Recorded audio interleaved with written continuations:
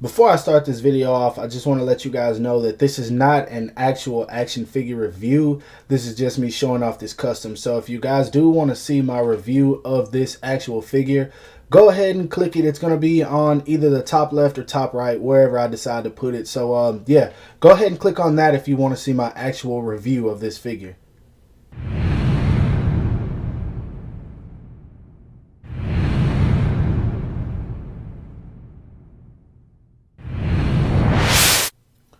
Now, with that said and out of the way, what the heck is up, you guys? Animated Heroes here, back with another figure to show you guys. And of course, this time it is the Dragon Stars custom hit that I got. I had to get this guy fixed up because for some reason, it seems like Tamashii Nations just doesn't want to make him. And I've learned not to even question their decision making when it comes to them producing figures because it just doesn't make sense and they are all over the place. So me being as impatient as I am, I decided to get this guy fixed up, and I am very, very happy about it. Like, honestly, I just wanted the face touched up and maybe the blues a little bit, but my boy FR8VB, if you don't know him, went all the way in on this guy. And honestly, it's surprising because he painted from head to toe on this figure, and man, he charged me a really good price for it. And I had to review this just because I'm so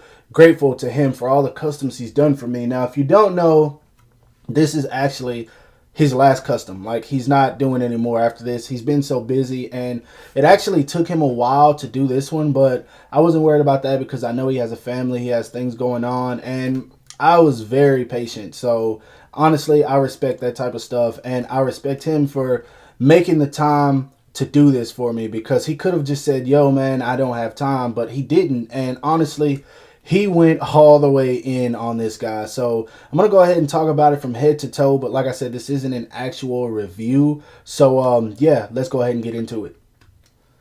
Now, if you don't know, this figure had some major paint issues, and not that it was bad, but it just was very inaccurate. First off, the purple of him was not accurate at all. I mean, it was passable, but it was very inaccurate. And what made it worse was the ears and then this piece right here of the mouth that he actually went in and painted. Very clean, by the way. I don't know how he did this because I would have had paint all over the place. But as you guys can see, there's really no paint splotches, no paint fading into the darker purple. He just really did a good job with that.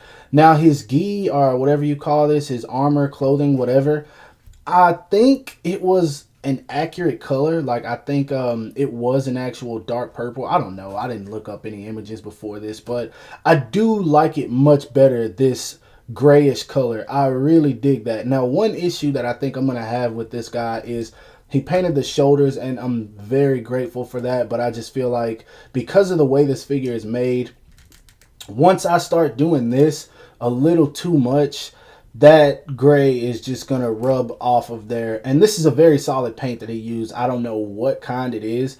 It seems like it's gonna stick pretty well, but the reason that I'm worried about that is because if you look under here, you can kind of see where the blue has already scratched up against the gray. I'm not sure how well you can see that. Let me move my light just a little bit.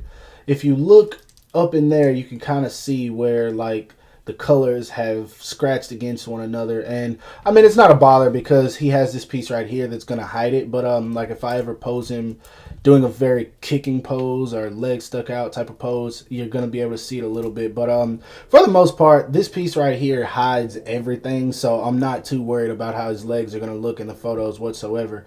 But what is awesome is, like I said, he painted all the way down to the feet, and that caught me off guard. Like, I was not expecting them to put this much work into the figure. So props to you, dude. But lastly, the main thing that I want to cover with this custom is the blues that he used painting the belt, the pants, and this, like, I don't know, I guess that's a part of his clothing. That is just so damn awesome, man. This is a very awesome color blue, and he painted it so well, like, you can barely see where he did the brush strokes or whatever you call it when you paint, but he just did so damn good, man. Like, honestly, I can't thank you enough, FR8VB. If you see this video, bro, I don't even know if he watches my YouTube videos, but if you see this video, man, I've just got to say you did a phenomenal job. And I told you that already, but man, just this is me actually discussing it in a way he could actually see it. And anyone else that wants to get